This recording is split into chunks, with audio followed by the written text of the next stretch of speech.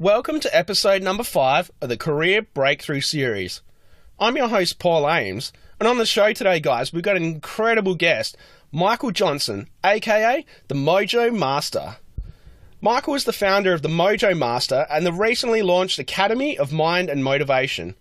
So Michael was a diesel mechanic by trade who turned down a lucrative mining career to follow his passion of enhancing human happiness, potential, and performance.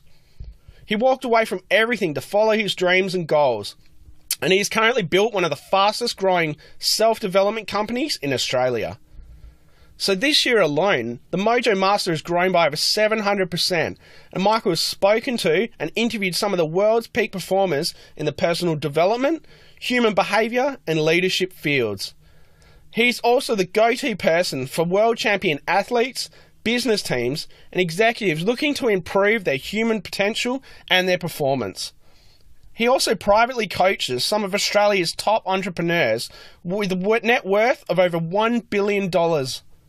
Guys, Michael shares some absolute gold to help you get rid of those old limiting beliefs and patterns that have been holding you back in your career and how to get you to that peak level of performance.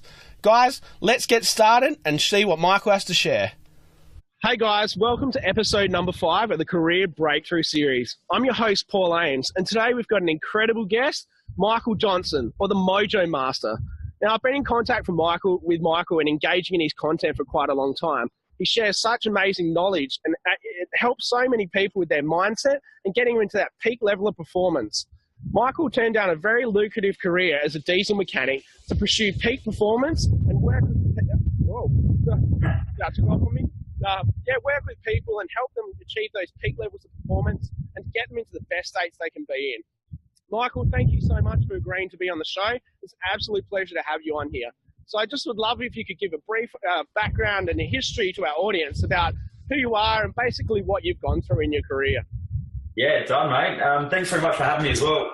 I guess my career it's been a natural organic progression, I think. I haven't really had to chase anything as far as to get where I am. I've worked extremely hard, but it's just been more of an organic progression to where I am today.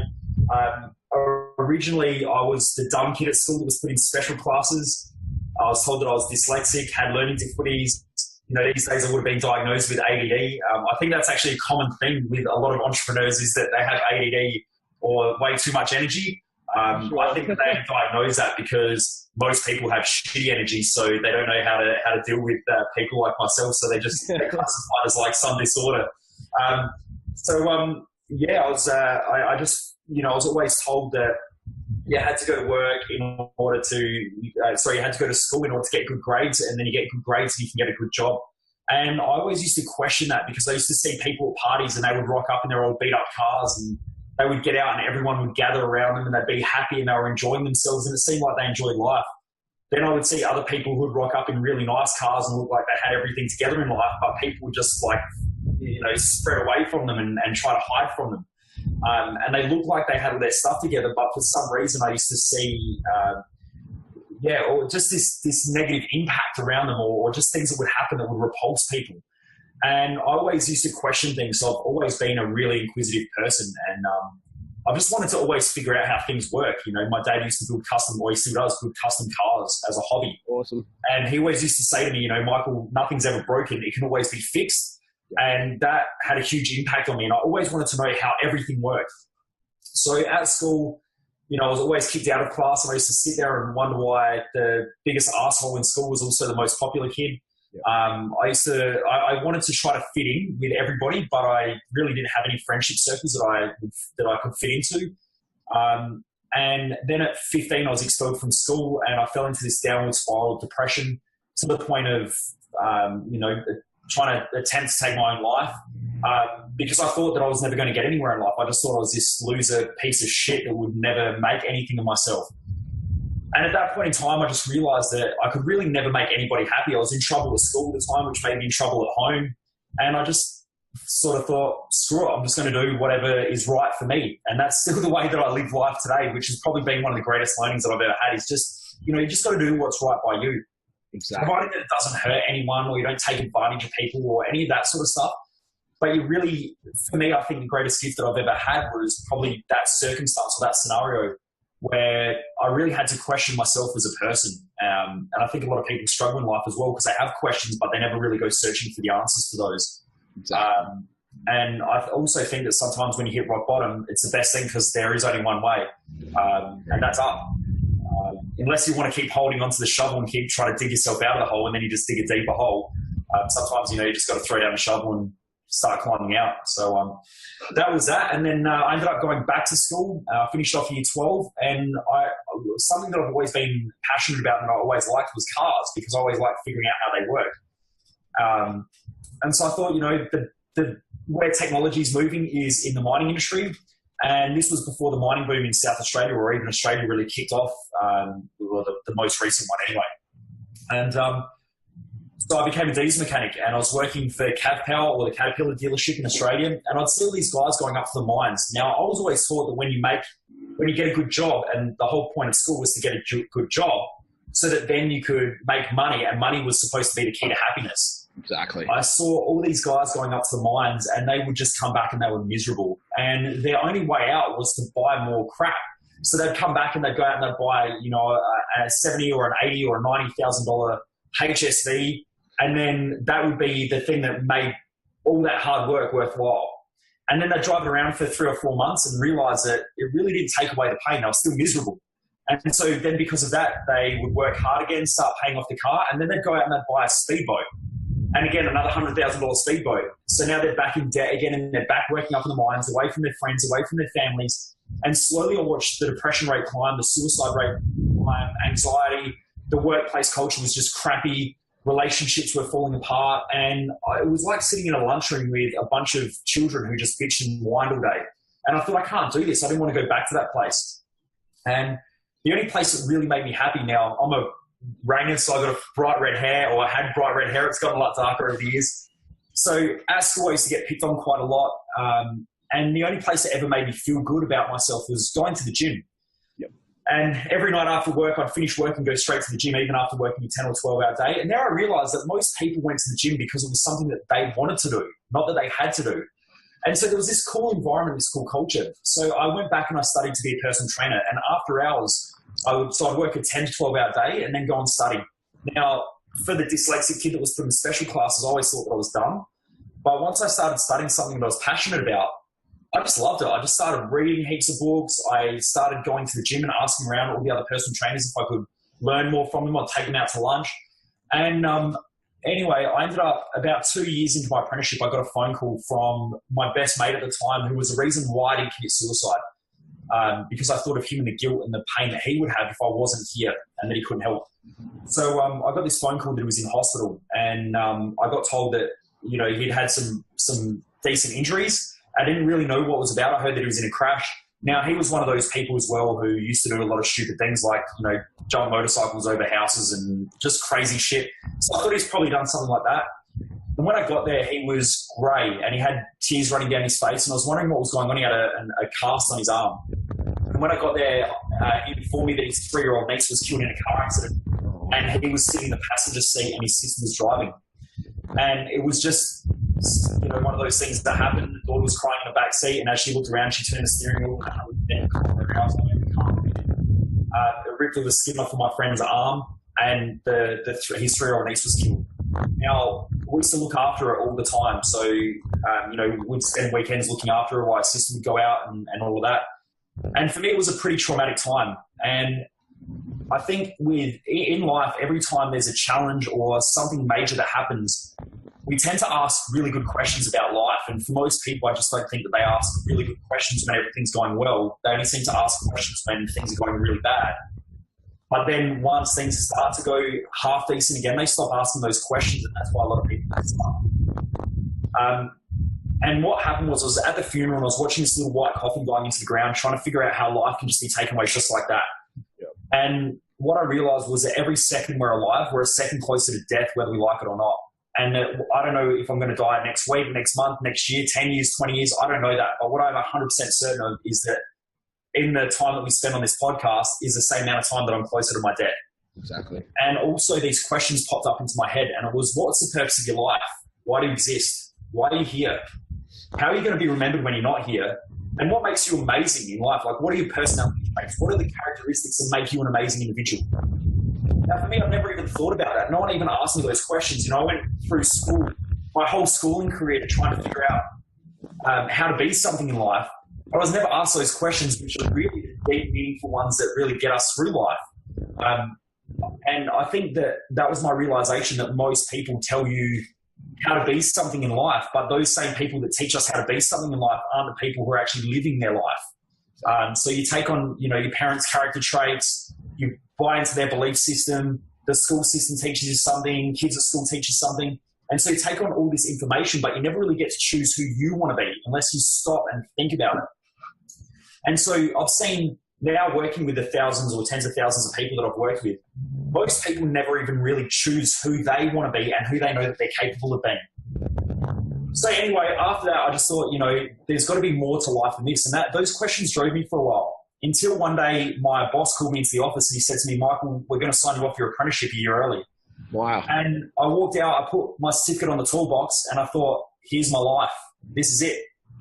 And I just felt this sinking feeling going into my gut. It gives me goosebumps just talking about it now. And I just thought, this is it. You know, for 20, 30, 40 years, I'm going to be doing this, hating life, hating myself. I hated it. Just, this isn't my thing. Anyway, eventually I had the courage to grab the certificate. I walked into my boss's office and I put the certificate down. And I said, I'm out of here. I'm leaving. And he said, what do you mean? And I said, I'm out of here. I'm going. And he said, what are you going to do? And I said, anything but this. I'm out of here. And he's, do you mind if I swear on this as well? No, go for it, mate. So, his exact words were, Michael, don't end up like the rest of these fuckers. Go and do what you love. Now, this was at that point in time, I changed my I was working for a major truck corporation, and this was the head of the company. So he built the company up from scratch. So he was obviously passionate about what he did. And I put my toolbox in the car, drove it to my parents' house, and it's still there today, 11 years later. It hasn't moved. Wow. And I walked into my local gym and I said, look, give me a chance, give me an opportunity. I'll do anything. I'll clean toilets.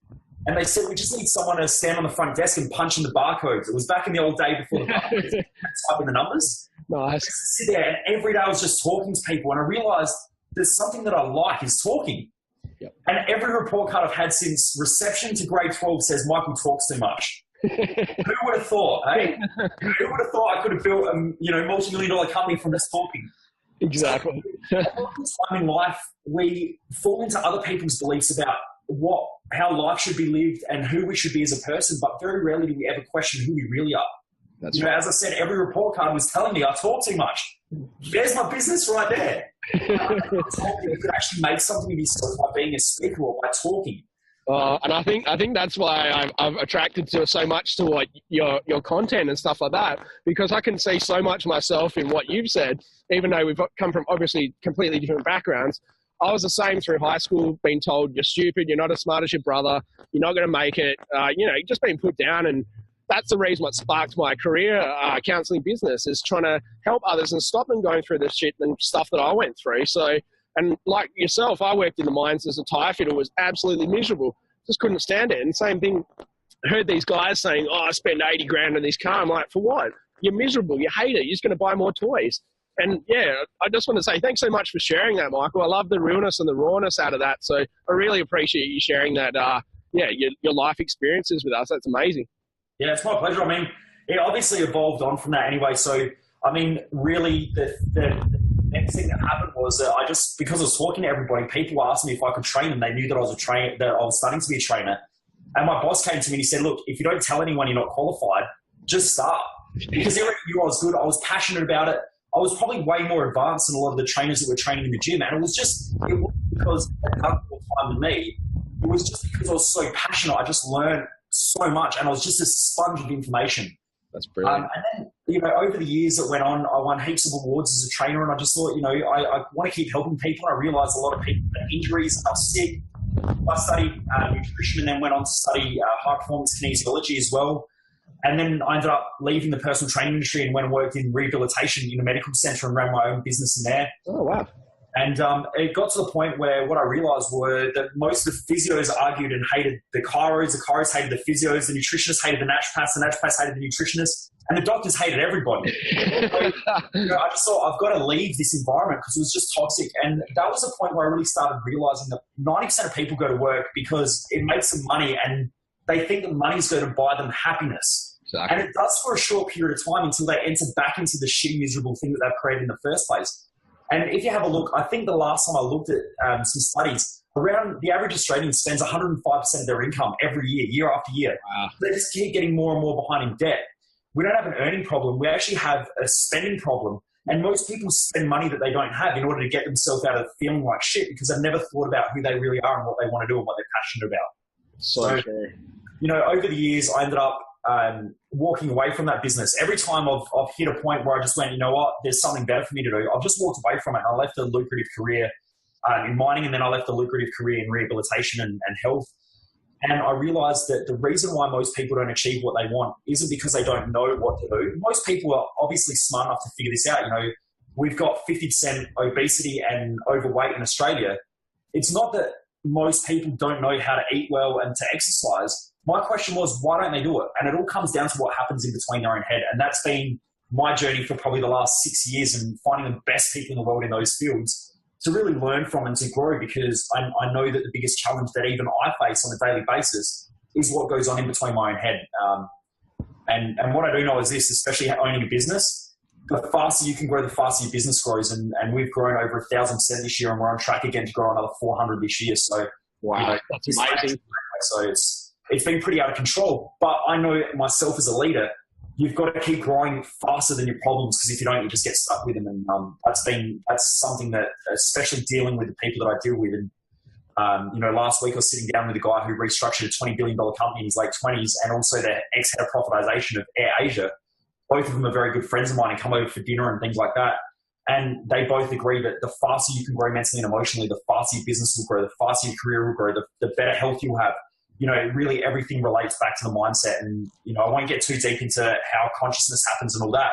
But neuroscience states right now that our reality is a direct reflection of our own thinking. So, if someone says that the world's a shitty place, it is a shitty place. If someone says the world's a great place, it's a great place. Because it's all in between our own mind and in between our own ears. And, exactly. It becomes our own reality.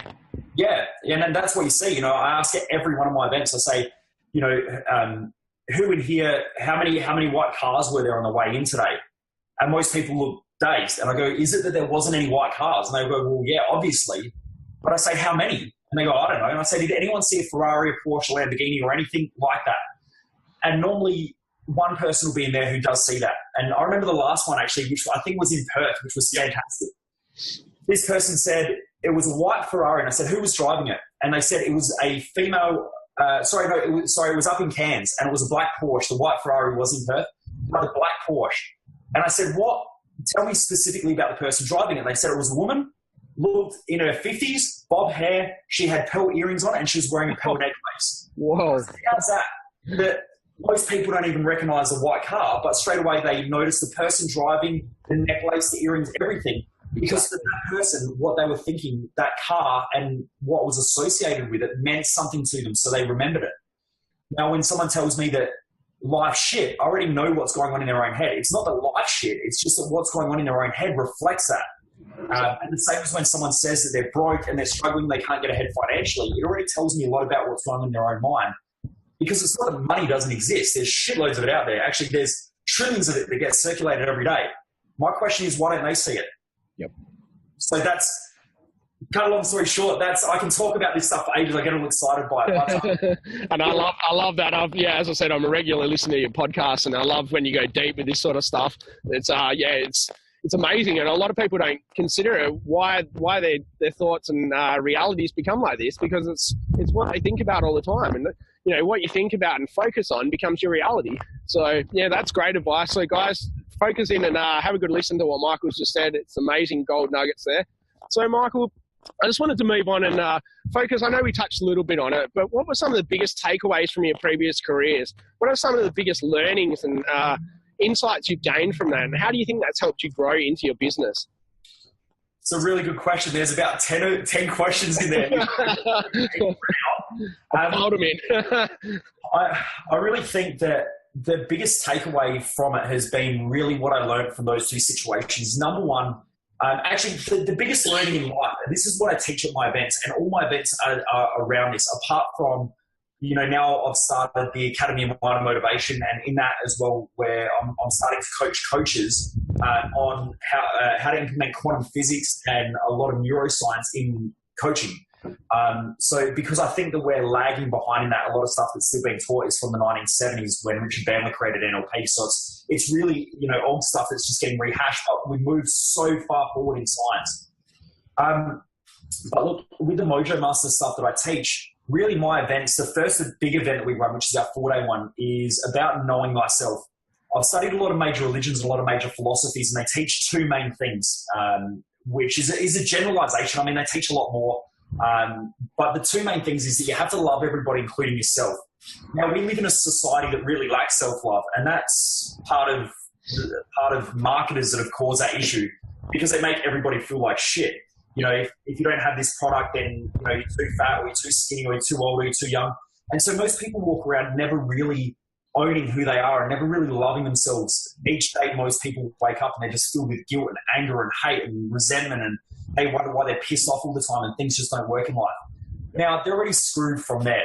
That's their whole life's just going to be shit. To an extent. I mean, you can hide behind making money and having status and all of those things, but it really doesn't matter when you look in the mirror and you still hate yourself. Exactly. So I think that that's one of the biggest keys, is that you have to love who you are. But in order to do that, you have to do the second thing that they all really teach in a lot of major philosophies, is that you must know thyself. Now, I'm shit at probably 99% of things, but the 1% of things that I'm good at, building a multi-million-dollar company that I love doing, like I work anywhere from, depending on the week, 50 to 100 hours most weeks.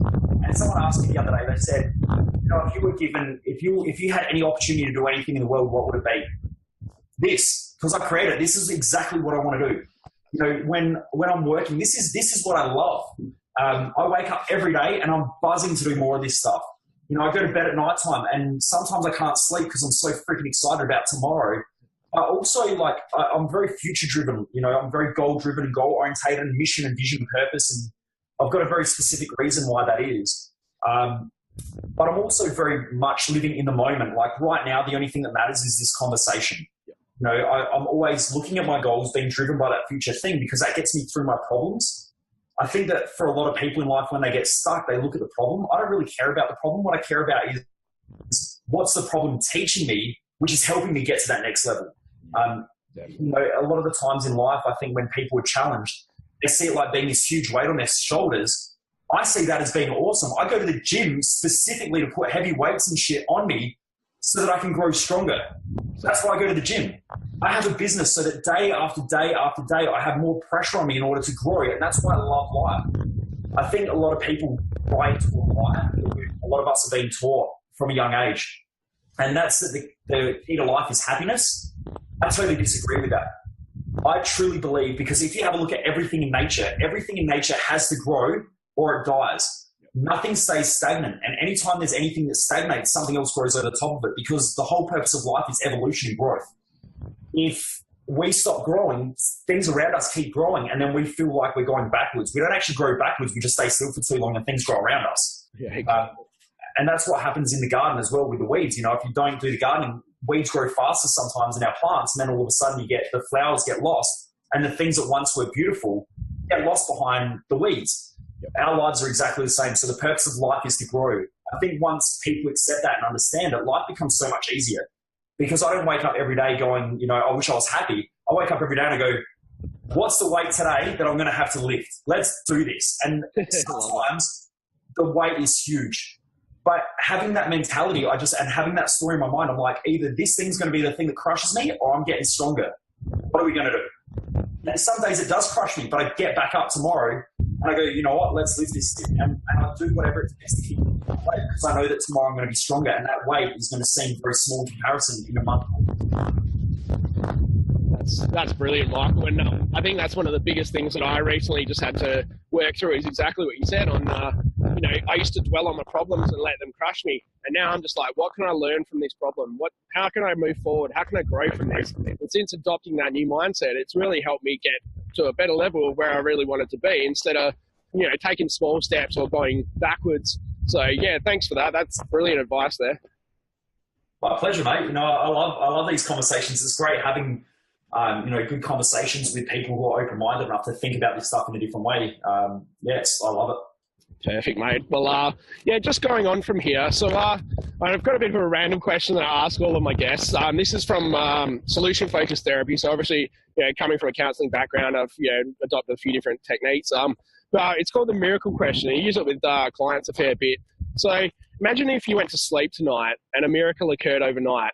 And when you woke up, anything you ever wanted in your life had occurred. And I know you're already living what you love doing with your business, but this can make a massive impact on the world. It doesn't have to be with your business. It can be anything you ever wanted to achieve or anything to resolve. What would that be and why?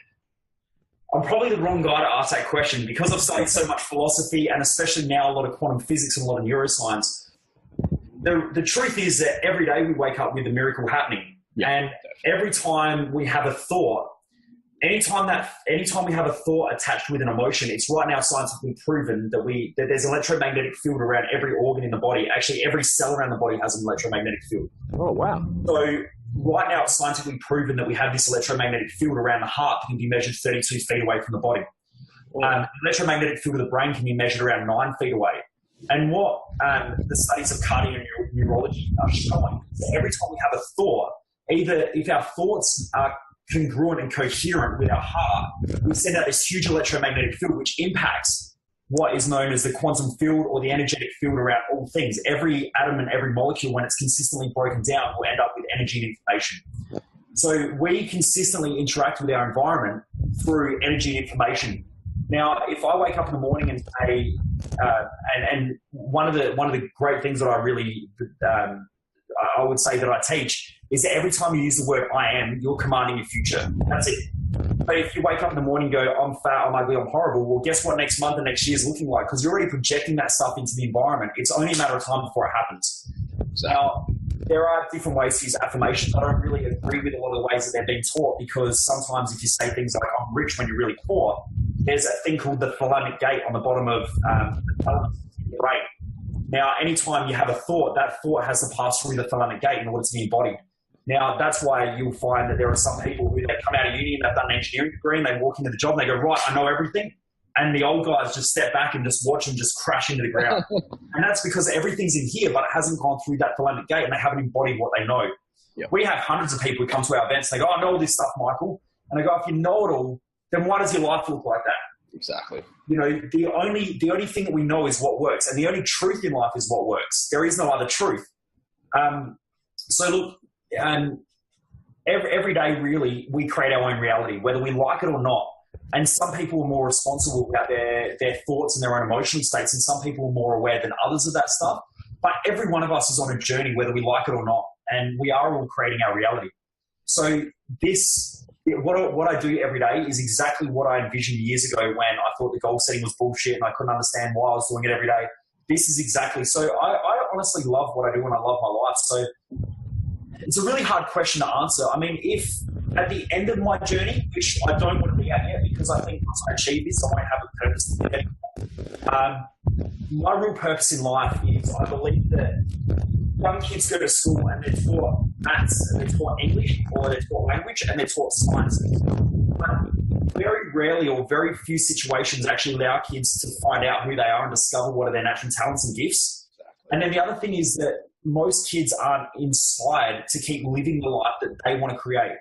And I think that the biggest issue and the biggest challenge that we have in society at the moment, and the reason why depression rates are high, suicide rates are high, anxiety rates are high, and I talk about this a lot more in depth as to why this stuff occurs. And, you know, I had one of the head sports psychologists come to one of my events. Now, I'm not university qualified, but I work with a lot of people who are university qualified, who are the best of the best in their field, and I get their information collated and put it together in something that's easy to understand. Because a lot of the time, if you've ever been to a seminar that's run by a professor, sometimes boring is that shit because they find it hard to relay that information. I'm good at that, but they're good at presenting that information that I can share. Yep. So I think the biggest challenge, going back to the question, I think the biggest challenge that we have in our society, actually, sorry, that's what I was talking about. We had one of Melbourne's top sports psychologists sitting there, and for about half of the event, he had his arms crossed and you know, he was trying to pick holes in what I talk about. Afterwards, he came up and he said to me, Michael, do you know, if I said, even though you're right, and I know you're right, if I said what you said, I would have my license to practice taken away. And he said, do you know, I think the best thing that you've ever done is avoid that system, because now people can argue with it, but you know you're right, I know you're right, and that's all that matters, so keep doing what you're doing. So I don't normally get into conversations like this on depression and anxiety, but I do in some of my events, because then I can actually work with people to build trust and all that sort of stuff, so that I can open their minds to think about this in a different way. But I think the biggest challenge that we have in our society now is that just most people were never taught or never shown how to be who they really are. And some of the greatest advancements in science and technology and those things normally come from the kids who are outcasts in school, who just think, fuck it, I've got nothing to lose, and they go for it. But there are so many other people out there, probably 90 to 95% of people who go through the schooling system are just churned out and spat out into the workforce. Yep. And most people go and make money in order to try and feel fulfilled and happy, or to try and prove their worth in the world, or to try and feel good enough, or, you know, to try and feel smart enough. And because of that, that one kid who could have put us on Mars and we could be living on Mars right now is working some shitty 9-to-5 job that he hates. But that was his dream. And now he's doing something else. You know, and I always say that, like, I go into corporate businesses and I get a lot of corporates that ring me up and they say things like, can you come in and motivate my staff? And I say, here's the deal. I don't do motivation, because motivation is something that you need when you can't be bothered doing something. You know, little kids kids normally need motivating to go to school, but they don't need motivation on Christmas Day to get out of bed. No. They're inspired, right? They get excited. When you do what you love, you get excited to get out of bed in the morning, and you're inspired to live a great life. And so inspiration is the thing that keeps that energy high consistently throughout life. Motivation is a short-term solution to a long-term problem. And so I hate when people call me a motivation guy or all that, because that's very superficial and very shitty. And most people who go to lots of motivation events just keep going to motivation events, and they get all jacked up and then they crash. When they crash, they feel guilty because they know what they should do. They're just not doing it. And it's just a repetition, like it's a shitty cycle. Yep. So I really think that, you know, something that we taught globally through schools is how for people to find their passion and to go and live an inspired life, because that will create huge change in the world and solve some of the biggest problems that we have in the world at the moment. But in order to help kids, you've got to help parents first, or adults, because unless you change adults' minds, they won't allow it into schools. You know, I've gone and spoken in schools before, and you know, when I can stand there and teach 10-year-old kids how to get inspired in life, and I watch the teachers, and probably 90% of them are rolling their eyes with what I talk about, because 90% of the teachers there aren't doing what they love and aren't doing what they're passionate about. And so, you know, for them, it's just a filter that they block out that information so they don't have to deal with their stuff. Exactly. I've run into the exact same problems trying to work with high schools or primary schools, or trying to help students. It's the same thing. You know, if you might have a really driven. I had the same thing initially starting with students, high school students. You might have a student who's really driven and motivated, and really wants to thrive and find out who they are, but their parent doesn't want you to work with them. So you know, you feel like saying you're limiting your kids' potential. You're not letting them live and be who they really want to be. You're probably going to force them into the amount of students I've worked with and seeing their parents trying to force me to get them into a role. And I said, listen, that's not how I operate. You know, I'm going to help them uncover their true passion and purpose and what they really want, not force them into something you want to do. So you might need to find someone else to do that. Yeah. That's normally because insecurities and beliefs get passed down through generations.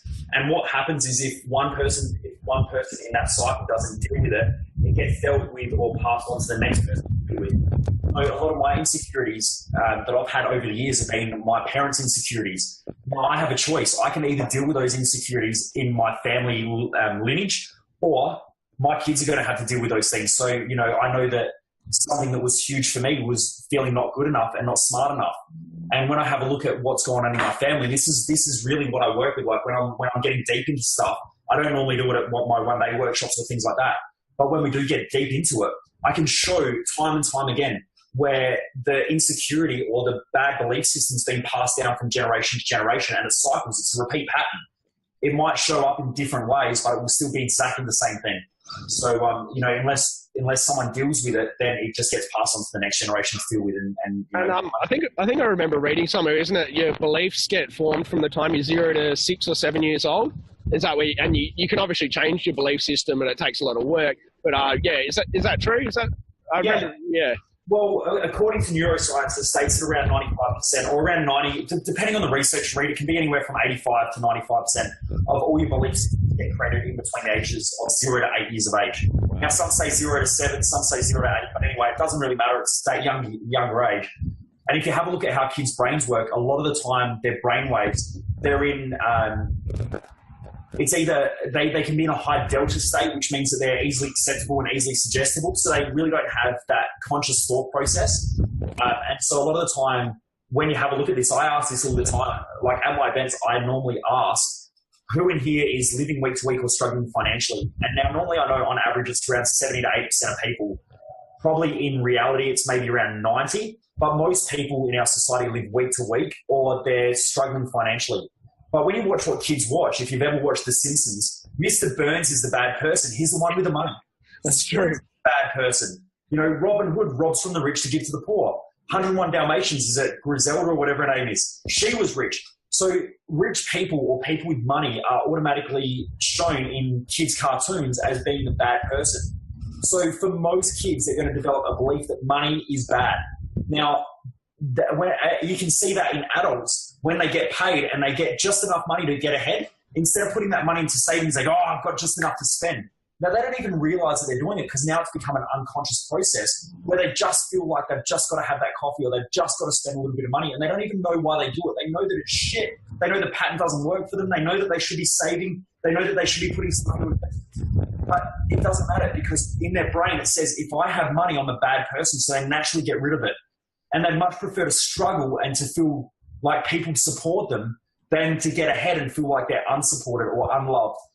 And that comes back to a childhood belief system that's been created that they don't even know about. Like when I bring this stuff up, most people are like, shit, I watch all those shows and I'm living week to week and I'm struggling financially and I still can't get ahead. And then our society builds all these shitty belief systems around that to justify why people don't have money, even though there's trillions of dollars that get circulated every day. There's still not enough money in the world. It's hard to get ahead. You've got to work hard to make money. You've got to have a long-term job. You've got to work long out. All of those crappy beliefs. We don't get paid enough. I see that all the time. In Australia, you can be on the dole and you'll still be in, I think it's the top 1 to 5% of income earners anywhere in the world. Wow. And Australians still say, I'm not earning enough. I've met people who earn like 150 grand a year and they say, I'm not making enough. And then they go back to their boss. But if the average Australian is spending around 105% of their income, no matter how much money they earn, they've got to keep spending because they've got shitty spending habits and bad belief systems that keep them on that loop of life. And so they just don't know how to get out of it. It's just they change it. And then, when I deal with the clients, like right now I've got 10 clients that have over $1 billion of net worth that I personally coach. One of my clients, she sold her business for $50 million cash. So, when I say cash, that's in the bank account, not some dude rocking up with a suitcase or a car full of cash. But you know what I mean? When you meet those people, you talk to them, they actually don't give a shit about money because their belief system's different. And I'm the same, like money's important, but it doesn't make me any different. I live my values on a daily basis. My highest value is learning and education followed by teaching. And then thirdly is connection. Without those things, I'm nothing in life. I'm useless. Life's not even really worth living. And that's what happens when people start getting their value systems in order to please others, which couples do it all the time. The amount of people I meet who go, I've got to go check with my partner. What they're really saying is I value my partner's values more than my own values. Yeah. And then after a while, couples start resenting each other because, when I go to my partner, Jess, and I say to her, honey, I'm going to go buy a new skateboard. I'm going to go buy a brand new BMX bike. For her, she can't understand it. She'll just go, you can't afford it. That's stupid. Why do you need a brand new push bike? But it's important to me because it's part of my values. When I spend tens of thousands of dollars every year on study, she can't understand it. But for me, it's important. But I can't understand when she spends, a couple of $1,000s on a couch. Yeah. I can't understand that. But for her, things looking pretty in the house because she's a creative person is important to her. So there's ways of structuring your money to make sure that you don't resent each other in a relationship, to make sure that you don't keep destroying things in your environment so that you don't create bad spending habits. But it's all a mental and emotional thing as well. Unless you deal with that stuff, most people just struggle after struggle. I met I was only talking to a client today. One of my good friends is a guy called Reese Formosa, who you probably heard the podcast. He came over one morning and he was sitting here with a bottle of wine when I rocked up back home after breakfast. And, he said, "Hey, let's have a drink and whatever." And it was about 10 o'clock in the morning. And I said, "Well, let's do a podcast." We did a podcast, which turned out to be a 2-hour podcast, which was hilarious. And it's actually our highest rated podcast. And, oh, wow. But he told me to come to this situation because one of his friends was really struggling mentally and emotionally. Now, back then, I rocked up in Jess's car, and she's got a little Hyundai Getz. So I rock up in this little Hyundai Getz, and I'm just wearing like T-shirts and shorts and stuff. And anyway, I have this conversation with him, and he's using drugs profusely. He's drinking all the time. He's on any anxiety medication, any depression medication. He feels like shit all the time. He's been through, episodes of wanting to commit suicide. And he's got all these businesses. He's got this, brand new, it was a BMW M3 that, parked next to the car. So he looked like he had all his shit together. When I started talking to him, he was telling me about all these issues and all these problems. Anyway, when I drove off, I rang up Reese again. I said, "Hey, Reese, look, what did this person say about me when I left?" And he said, "If you were that fucking good, you wouldn't be driving a car like that." Now, I already knew straight away what his belief system was and why he thought like he did. And what he was trying to do was he was trying to prove his worth. And so what he was doing was he had, even though he lived in $1 million house, that was really $1 million loan. And then he had, $170,000 or $180,000 M3, which again was loan. Then he had businesses that were crumbling, but the only way that he could save them was to keep loaning more money. And so he was just in a cycle because he didn't want to sell the $1 million house and the car and to not have all the fancy shit because it would mean that he didn't look successful. Yeah. But because of that, the businesses were crumbling around him. And when one of his businesses would start to fall apart, he'd go, "Oh, there's money over here." And so he'd start another business, which would generate a little bit of income. But then he'd start chucking huge money and hoping that it would take off so that then it could pay for that business. And so slowly he just started sinking. Wow. And I see that happen so often in the business where people are chasing money in order to prove their worth or in order to make them feel good about themselves or to prove themselves to others. But really, at the end of the day, it doesn't mean shit if you're miserable and unhappy. Exactly. You've got to really find yourself and do what you love. And after that, I guarantee you'll have a successful business. It wasn't until I really got clear on who I was that my business took off and became a multi-million-dollar business. And this is from the dumb shit, non-educated kid that got told he'd get nowhere in life because he talks too much and asks too many questions. Yep. You know what I mean? Like you've got to know who you are. Exactly. That's brilliant advice, and it's so true. I think a lot of people put on these personas, or make it, especially on social media. Everyone knows this one, but a lot of people put on these things on 7-figure coach, 6-figure coach. I'm earning this. I can make you earn 6 figures in 6 weeks or something like that, and a lot of it's bullshit. It's like the reality is with business and stuff, it's a long haul. You're in it because you love doing it, and like you said, once you find what you love doing, it just flows. Everything just flows naturally. Once you find out exactly who you are and get clarity on that, everything just flows into the rest of your life. So no, thanks very much for that, Michael. My pleasure. So yeah, I know. Obviously, career wasn't the biggest thing for you. Obviously, you found a few things you loved in it. But what would you say was the best career advice you've ever received in your life? Do what you love. Do what you love. A lot of the stuff that I teach with quantum mechanics and quantum theory, that's starting to revolutionize science. It's changing the way we look at the world. It also allows us to understand things like consciousness and the impact that human awareness has on the way we create our own reality. There's something that if you haven't researched the double slit experiment, because what it states is that the observer causes energy to collapse into a physical form. Now, for most people, that's way too hard to understand. But what it's really saying is that we really do create our own reality. And you can't have a positive without a negative in any area of life. But I think that if you're trying to please other people and to be something that you're not, you're going to be unhappy. And then because of that, you'll have to try to find ways of happiness. So normally what happens is everything's in polar opposites, apart from love and gratitude and joy. They really don't have a polar opposite. Like most people think that the opposite of love is hate, and it's not. There is no opposite to love. Love is love. And the only way that you can understand love is that, and I know this gets a bit mushy and it sounds a bit philosophical and, a bit really interesting. But when, like you've got a young child, when you're around that child, nothing else matters, right? And most people understand that, or when they're with their partner and they're truly in love with the partner, not when they're in lust and they're looking for, you know, some excitement, or they're with their partner because they're super good looking, or, you know, I think that's part of it, but that's not love. Love is when you look at that person and you go, man, they're just as fucked up as me, and that's what I love about them. You know, they do dumb shit just like I do, and that's what I love about them. And they're quirky and they're crazy, and that's what I love about them. It's not just looking at the positive stuff. It's when you're in that moment with them where you can see all their flaws and all their things that are great, and you love everything about them. That's when a relationship really takes off. But life and business and our career are exactly like that as well. That when you can see both the good with the bad, then you don't try and escape it all the time. And most people who, like, when I talk to a lot of people and they go, you know, I just can't wait till my next holiday. What are you trying to get away from? Like, you know, for me, holidays, someone said, well, you know, like, do you ever take holidays? And I'm like, yeah, but I work during my holidays. Like, I'll go to Bali, I take my computer, and it's the best time because my thing opens up. Like, I go and I spend less time behind a computer, but my head's still thinking about this stuff because I love it. Like, I wouldn't do anything else. When I'm at home, I think about this stuff. When I'm talking, I'm thinking about this stuff. When I'm with friends, I think about this stuff because it's part of my life. It all comes down to your value system. Like, unless you know your values, you're screwed, and you keep self-sabotaging. I'll give you an example. Like, I love connecting with people, but because my highest value is learning and growing and education, followed by teaching, I find it really, really hard to sit down and connect with people who don't want to learn and who can't teach me something. Yep. So I love being around growth-driven people. But when I go out and someone talks to me about, you know, what happened on Home and Away last night and what's happening in the news, after about 10 minutes, I just had to say to them, look, I know that all that stuff might be important to you, but to be honest, I really don't care.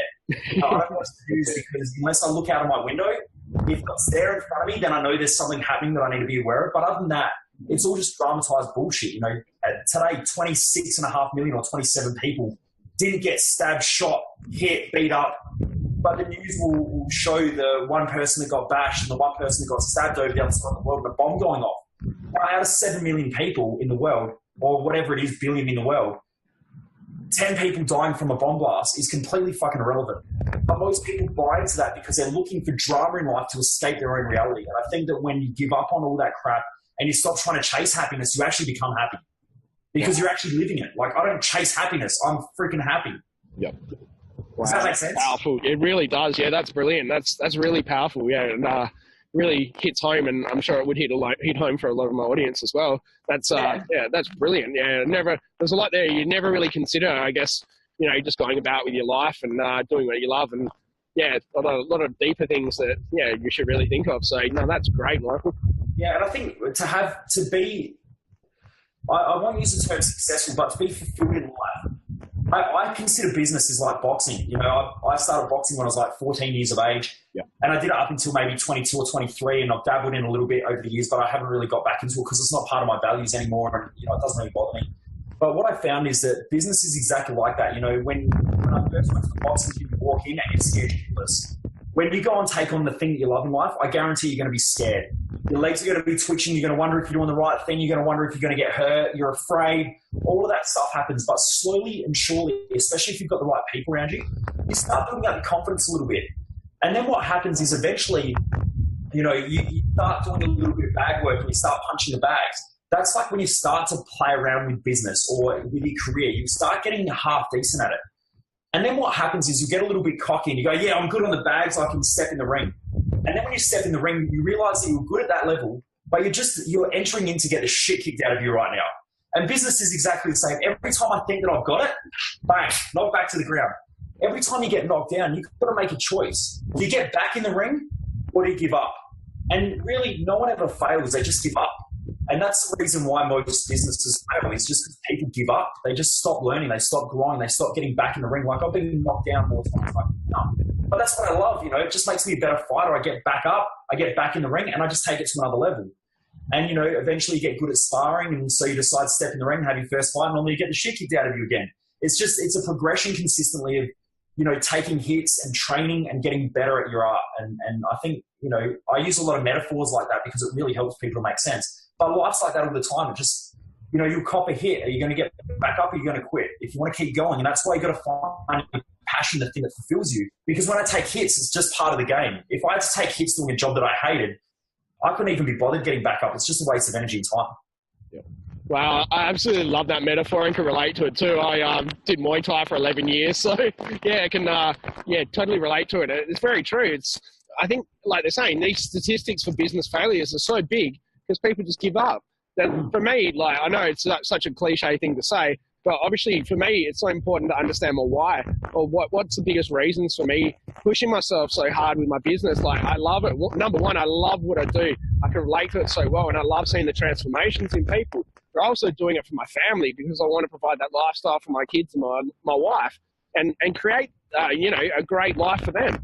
So yeah, I think that's a great metaphor. I love that one. So guys, really take notice of that. It's really gold.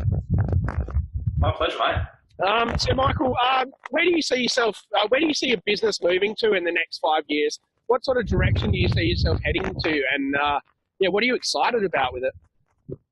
Oh, mate, because we're growing so fast, it's exciting, it's scary, and it is like going to the gym every day. It's just a bigger weight day after day after day. And this is why I laugh when someone says, if I had money, it'll solve all my problems, because it really doesn't. It just gives you bigger problems that you have to deal with. And that's what I love about business. And that's what I also love about wealth creation and things like that. It's just, you just keep growing and you've got to deal with different things. I mean, this year our goal is to grow another 400%, which we're on track for right now. Even just I hired two new staff, a head of marketing and an operations / manager. And so I'm really enjoying going through that process of growing our team. The cool thing is we've got a growing team and I still work from home. So it's fun. Everyone rocks up at the house in the morning and I'm cooking breakfast and things like that. But I love having that family environment. Like, that's part of the way that I built the community. Like, a lot of people in the seminar industry would talk about money and the wealth that they created. But for me, I knew that it wasn't just about that. And so for me, something that's important and something that I still do and I always look at with my team is, how are we building the right community? I spent a lot of time, and I think that one of the biggest mistakes that most business people make when they're starting a business, I know this is about careers, but I just want to go into this as well. No, go for it. Is that a lot of people, when they start a business, is that they think everyone's a client. And so what happens is, because they think that they've got something that's important to them, they try to sell it to everybody. What I do is I actually sat down about 2 years ago, and this is why business is what I believe. And what I realized was that there's certain people I like working with, and in all honesty, I'm really one of those people that I love everybody and I love everybody's journey, but I don't necessarily get along with everybody and I don't agree with the way that they do things. And I think it's just because there's different values, there's different habits in the way that we do things. And so what I did was I sat down, I wrote down all the people that I like working with and all the people that I don't like working with. And when I got clear on that, my goal and my ambition was to piss off all the people that I didn't like working with.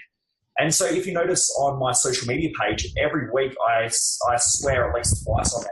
So normally I drop an F-bomb and an S-bomb.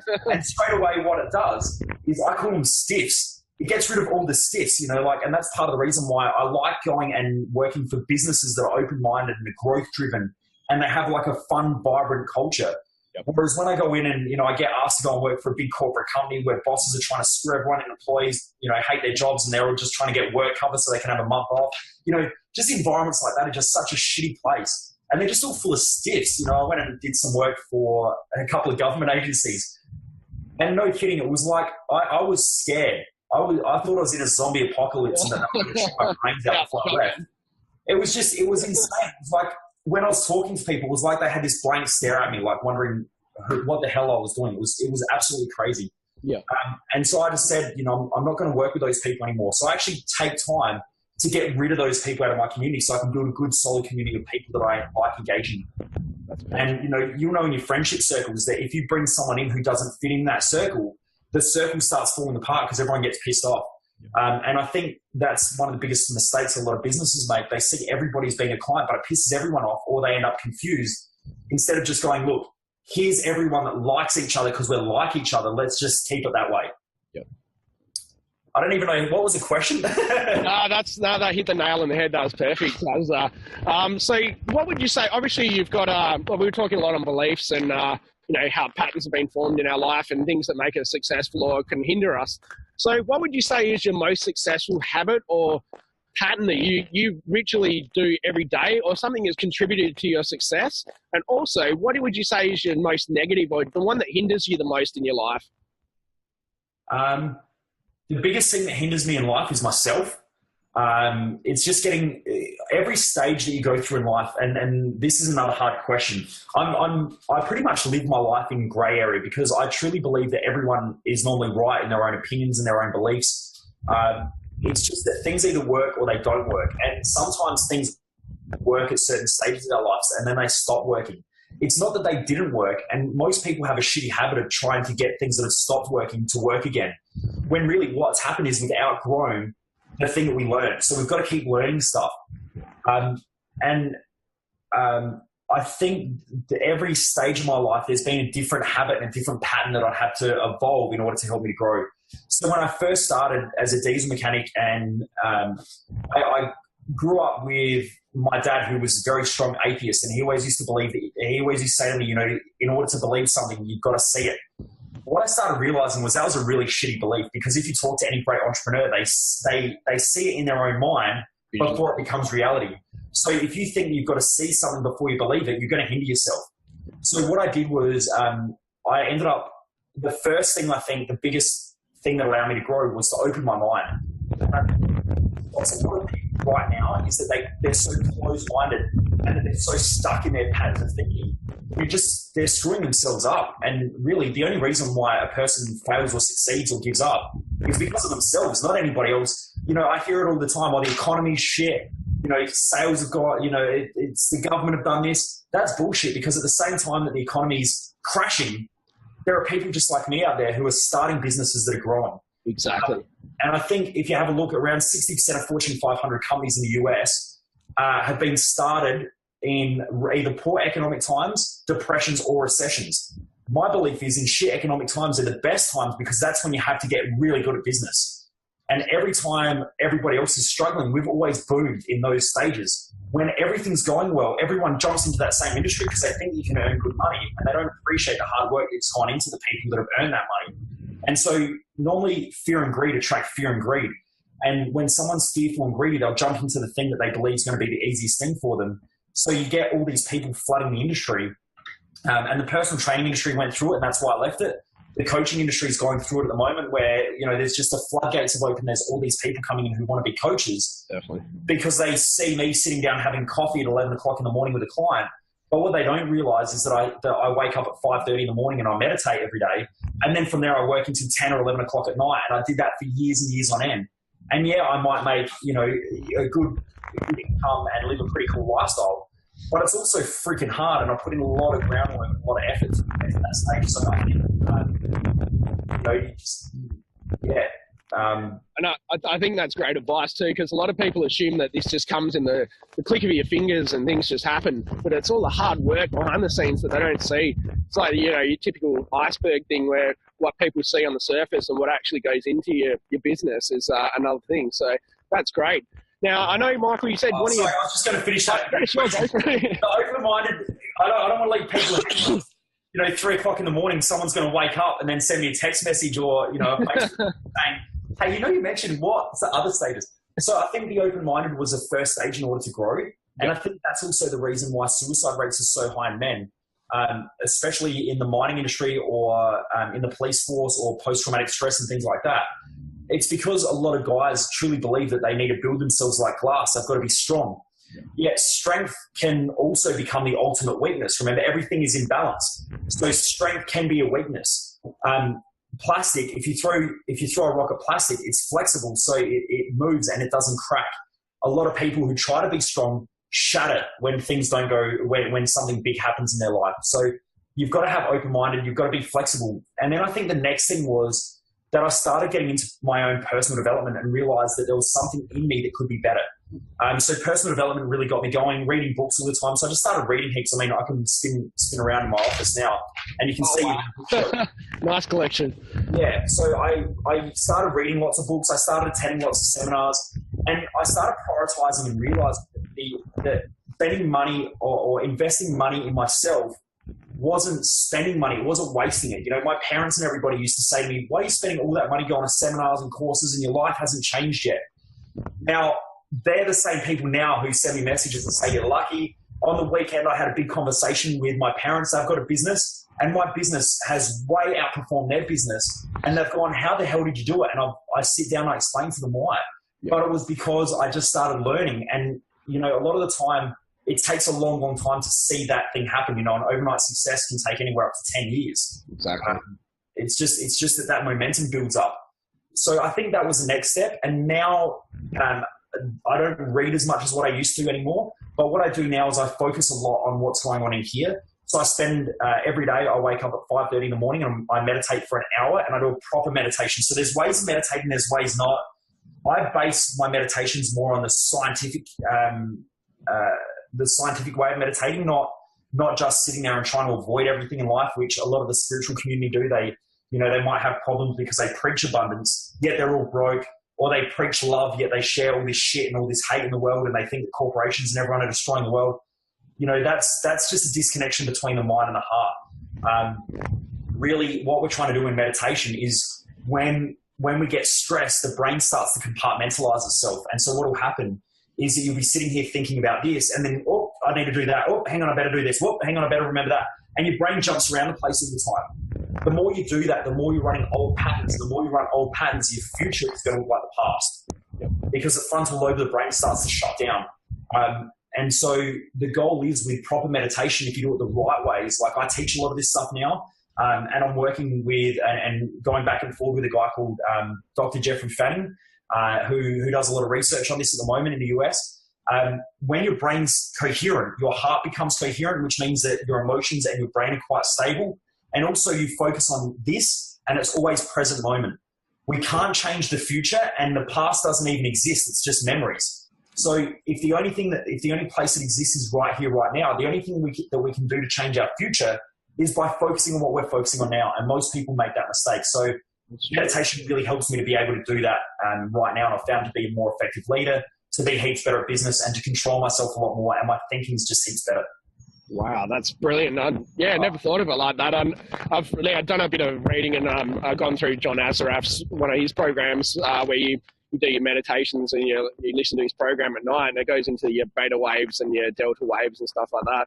And I tell you, since doing that, that's made such a massive difference in my life and how I think. And, you know, like you said, compartmentalizing things and going through things differently. That was great advice. Thank you. Yeah. The other thing is as well, the other top probably two things is exercise, but that's high in my value system. So really the key thing is you've got to live your values every day, and you need to know the value order. So exercise and going to the gym is something that's in my high value list, and so is health. So for me, what I find is if I start skipping the gym for, a week or two, I start getting a bit down on myself. I start feeling a bit flat and depressed. It's not because I'm not going to the gym. It's just that I'm not living my values and doing the things that are important to me in life. Yep. So every morning, normally I wake up, meditate for an hour and a half, and then I'm straight off to the gym and I train, then I come home, and normally clean eating as well. But I'm not anal on that stuff. Like I know that, I fly in airplanes all the time. I have people coming over for dinner. I go out for business meetings. I try and eat as healthy as I can, but sometimes as well, I just like to feel like shit and just to remind myself how good I feel when I eat well. So, I remember this one time a girl came up to me at one of my events. Afterwards, normally when I run events and seminars, I invite everyone to come out for dinner afterwards because I like connecting with those sort of people.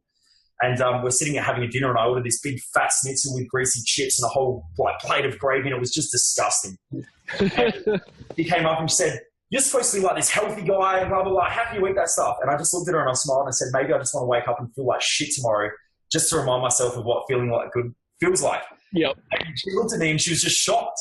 But we always do that. In order to find balance in life, you have to know where your boundaries are. So you'll consistently balance your life, and then you test the boundaries. Then you balance and you test. You balance and test.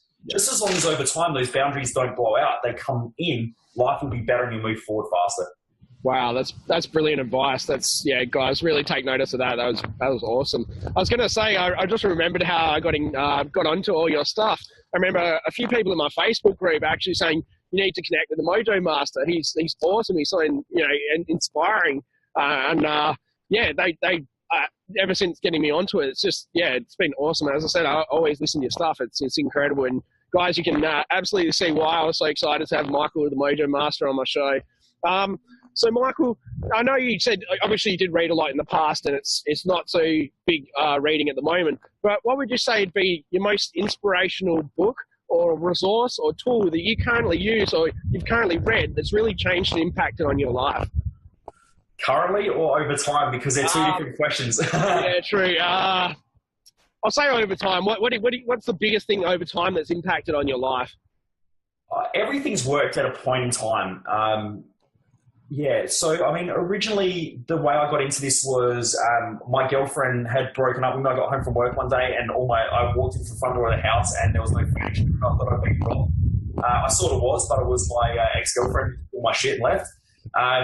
So then I was back at home with mum and dad, and I had chronic fatigue at that point in time as well. I was just exhausted and I was sitting up late night, and I remember this, big, tall, lanky American guy coming on and talking about how you expand your thinking and change your life. And that was Tony Robbins. And so at that point in time, that was probably, the best thing that I'd ever done, because I never even opened myself up to thinking about life. And I think Tony Robbins is great for a lot of people who are entering into this space. He does an amazing job. And I think that's why his events do so well, because he takes people from not ever thinking that they have potential to really getting them to a great place. So that was great. But what I also started realizing was, over a point in time, that worked really, really well. But what starts to happen is, I think that a lot of the time when you use things like motivation and you think you've got to be happy all the time, you've got to be positive all the time, you start using things like that. You can't have a positive without a negative, because everything is energy, and energy is a wave. A wave, like when you have a look at your electricity and things like that, it runs in a wave. Now, in order to create balance, there's always a positive and a negative charge. Now, our brain communicates electrically, and also the way that our cells operate, which is now scientifically proven as well, is that every cell has that electromagnetic field, and our heart sends a signal out to all those cells as well on electromagnetic field. If you think that you need to be positive all the time, you're going to create negatives. And what happens is, a lot of people who go to events and they get all excited and they feel great about life and they're woo, or they hide behind things like spirituality and things like that. What they'll do is they'll have smiles on the outside, but on the inside they'll have a lot of guilt and a lot of negativity. So they'll feel like they're never good enough, or they're never achieving enough, or they're never pushing themselves hard enough. And then when they do start to rest, which normally comes up after burnout, then they'll feel guilty about resting. So then they'll have to work hard again, and then they'll use things like, whether it's alcohol or drugs or, caffeine or sugar or things like that in order to give them a boost again. And then they'll come crashing down again. They'll feel like life's not working, so they go back to another motivation event. And so it just becomes a cycle. So I started finding that happened with me a lot. I used to feel really guilty, and anytime somebody uses the word should, they're not living their value system, they're living somebody else's value system. And when you start using the word should, it will create guilt inside of yourself. So when you say, I should go to the gym, you really need to ask yourself, is going to the gym an important value in my life? And is it something that creates true fulfillment for me? It does me, but everybody going to the gym, it's not for everybody. Some people, like I personally, don't like running heaps. So I do it when I feel like it and when I like it, but there are plenty of times that I don't. So I don't run a lot because it's not congruent with who I am as a person. And so I don't like using the word should. Not too often anyway, because it just makes people feel guilty. And then when they do that, they'll feel shitting on the inside, but they'll still be smiling on the outside. And I see that all the time. Like I meet people who are very ungrounded and their heads all in the air and they all like, woo, super excited, high energy. But then really when they come crashing down, they hide away from the world and they hide from everybody because they don't know what to do. Yep. And so after that, I really started looking, I started getting more into business. So there were lots of business books and stuff that I read that were fantastic. But really, I think the thing that's really changed my life in the last 5 years or so has really been understanding quantum physics and learning a lot more about neuroscience. Now, I don't profess to know hardly anything about quantum physics. I know probably shitloads more than the average person, and I know a lot more about it than a lot of people, and even in our scientific community. But quantum physics is one of those things that it's just, the more you learn about it, the more you realize you know nothing about it. But when you can start to combine things with quantum physics and neuroscience, you can really, really, really take your life to a whole different level, because you realize you can't have a positive without a negative. There's always charges going on. Every time we create a positive in the external world, normally there's an internal world going on. Things are always balancing themselves out. Like if you have a look in a relationship always balances itself out. The two times that people are most fulfilled in a relationship is when you see your partner for all their quirky shit and all the things that you used to hate in them. That's the time when you're in love the most. When you're super passionate and you're super happy in a relationship, normally the other person's pissed off and you'll argue to balance each other back out emotionally. So we're always doing this. I could talk about this stuff. Like I have a 4-day Thrive Time event where I get deep into this stuff and get people to figure out their mission, their purpose, their values, and get really, really clear on that as an individual. And I talk a lot about quantum physics and how it works so that people can implement that in their own life. I've also created a strategy or a process myself that allows brainwaves to balance themselves back out, which is a really cool way because you don't have to hide from your past. You just need to neutralize the emotion behind them so it doesn't keep repeating itself. One thing I'm 100% sure of is that in life, most people don't change their emotional states. They just change the circumstances that the emotional states occur in. And if you keep doing that, you just keep living on a merry-go-round. You just keep going around in circles. And that's why everyone's got that same friend that has a different girlfriend. And every time you meet the girlfriend, you're like, shit, it's the same person. They just have a different name and a different haircut. Yeah. Because they're on a merry-go-round, they think that it's a different person, but really it's the same person. It's giving the same emotional response. And it's a direct reflection of their thinking. I meet a lot of people who say, I know all this stuff about how to make money. I know, everything you're teaching me, Michael, I already know this stuff. But the thing is that they think they know it and they're always jumping onto the next greatest strategy in order to learn how to create more money. Yeah. Because their mental and emotional patterns, they're out of balance. And because of that, they'll just keep going around in circles. And to them, they think that they're moving somewhere and they're totally convinced that they're doing something new. Yet to everybody else, they're just doing the same shit they've always done, just in a different way. So, I think that's why I like a lot of the quantum stuff and a lot of the neuroscience stuff now. And even I'm working with researchers on this stuff to show that what we do actually works and to show at a scientific level that it's not just rah-rah. It's not just getting motivated. This is stuff that's life-changing, especially for those who commit to it. We still get people who come to our events that think that I'm going to change their life, when in reality, I guide them and show them how to do it. They have to do it. One of the things that I spent a lot of time getting rid of people out of my audience is that when you're a coach, a lot of coaches think that they need to do the work, and a lot of misinformation coaching to do the work. A coach, like in an AFL football side, doesn't run the laps. They just see their players better than the players can see themselves, and they know how the game's played, and that's what makes a good coach. Exactly. So I can completely relate to that with my business as well, being a career counselor, a coach. It's like, people expect you to, get them a job in like what they really love doing. I can help guide and direct people and let them know what path best suits their values. Like for me, values are the biggest thing as well. Values, natural ability, strengths, skills. Make sure everyone aligns with that, because often people don't even know themselves, as you know well. They don't know who they are or what they bring to the table, what their unique skills are. So that's the misconception that we can guide them and to take them by the hand and get them into the change that they really want. So I mean, I'm always there for our clients. Like, we have a really amazing community. Like, normally when someone comes and does, we run one-day events that are live, and that's just that can help someone open their mind up and help them get more comfortable with what we do, and also start to show them that there is possibility there of change, and that they can create a greater life. But I mean, really, the key thing is that 4-day event that we've got. And so we've got a really, really strong community, probably one of the strongest on social media, where it's high engagement. We don't have, 20,000 people in a group. There are only people who come to our Thrive Time event. But in there, I say to everybody, and I say to them at the events, I'm always there to help, but I'm not there to always support you. Sometimes I'm there to challenge you. And in life, you can see this happen with kids, is that if you always support them, they end up weak. And so when they get challenged, they crumble. And they'll keep going through cycles where they keep crumbling because they've never had the chance to support themselves. And then on the other hand, if you're challenging somebody all the time and there's too much challenge without any support, they'll crumble as well.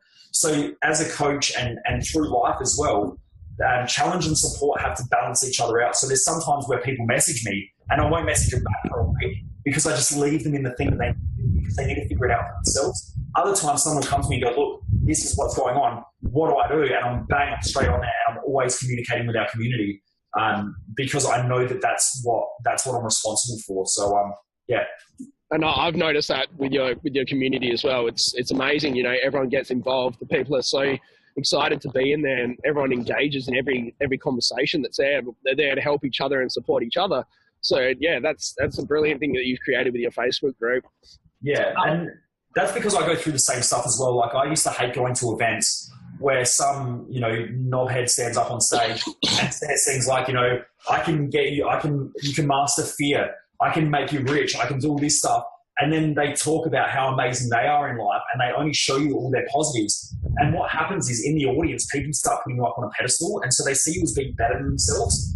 When somebody does that, especially as a speaker or as a coach, once you start making people less than you, then what you're actually doing is you're putting them down.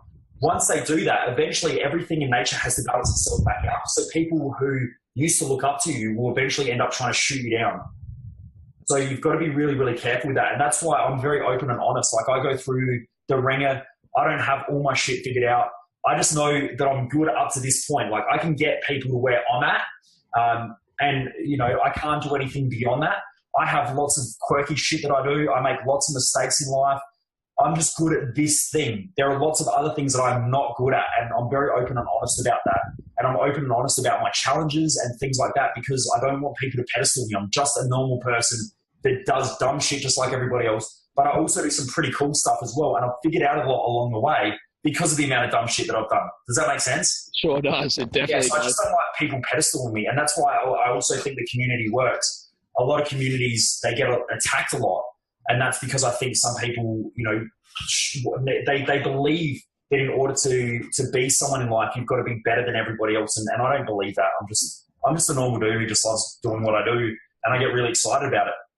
That's brilliant. Michael, I just wanted to thank you so much for being on the show. It's been an absolute honour to have you on, and I've loved all the amazing content. I'm sure my audience will love the amazing content you've shared. So, Michael, what's the best way for everyone to get in contact with you, or via your social media or your website?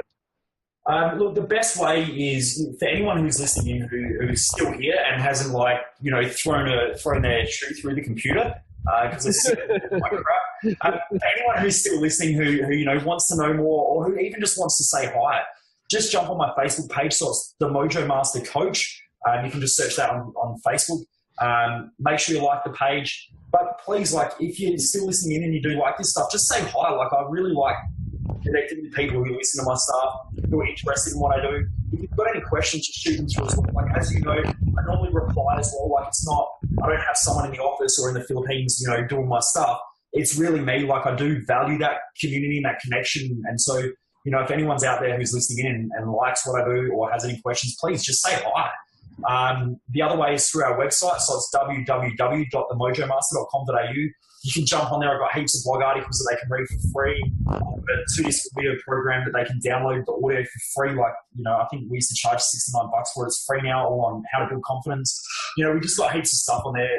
So yeah, they can jump on there. Yeah. That's brilliant. And guys, I strongly recommend jumping on board. As I said, I've been part of Michael's Facebook group for quite a while now, and you know, we spoke quite a few times, and I can vouch for that. Michael gets back to you so quickly. You know, like anyone, you know, if you're busy, it might take a day or two, but he always gets back to you. So guys, don't hesitate to reach out and ask him any questions if you've got any, or jump on board for his events. You won't be regretting it at all. There's some amazing content, and you can see some of the stuff you shared for free. Imagine what's going to get paid. So guys, yeah, I just wanted to say, yeah, thanks again, Michael, for being on, and welcome to the Career Breakthrough Tribe. Thanks very much, mate. I really appreciate it, and thanks very much for you as well, and for being you know, open to sharing information. I think, you know, great coaches and great people in business really share information, and they share what they know. And you know, it's great to have other people like yourself out there helping people in the world. And you know, for anyone else out there listening in and wanting to improve their life as well, you know, it takes courage to do this sort of stuff. It takes courage to improve your life. It takes courage to listen, and it also takes courage to step up and coach as well. So you know, thank you to you and your community. I really appreciate it. Thanks, Michael. It's been an absolute pleasure. And guys, I'll be posting all the links in the show notes, so be sure to check them out. And stay tuned for our next episode. I look forward to seeing you all there. If you find yourself lacking confidence, having low self-worth and low self-esteem, then Michael has the solution for you. He has a free 2-part audio series called Flick the Confidence Switch. This is guaranteed to rapidly get you results in helping you increase your confidence, improve your self-worth, your self-esteem, and your motivation and drive. Guys, imagine what the new levels of self-esteem and self-worth could do for you in your career. So guys, I'll be sharing the link to this in the show notes. Be sure to jump on board. As I said, it's a free 2-CD audio series, so get on board with it, guys. You won't regret it.